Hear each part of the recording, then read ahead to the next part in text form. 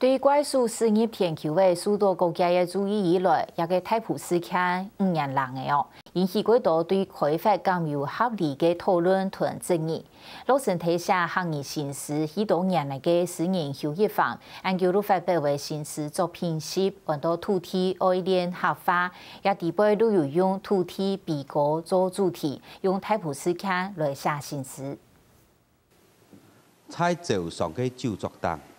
畫出愛多又愛多嘅土地，寫出又大又愛大嘅家私，一心滿足創傷，發展經濟，一心滿足政府繁榮地方，土地上嘅耕田人全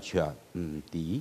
主係藝術以土地被告做主體嘅形式，描寫了苗栗縣中南鎮太埔賊屋強徵事件對人老土地嘅情感造成嘅傷害。同意行業形式創作當多年嘅邱一凡，在6月份發表了形式嘅實現，其中土地被告主要以太埔做主題。啊，知道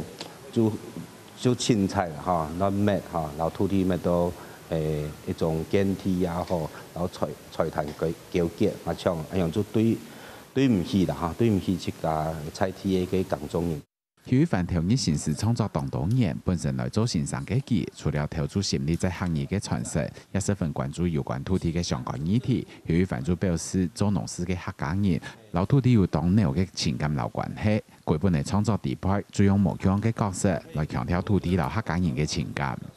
土地上嘅生命有嘛，哈，不管係植物也好，動物也好，所有資源嘅存在，哈。 最我關心嘅範圍，故說我嘅書寫嘅題材哈，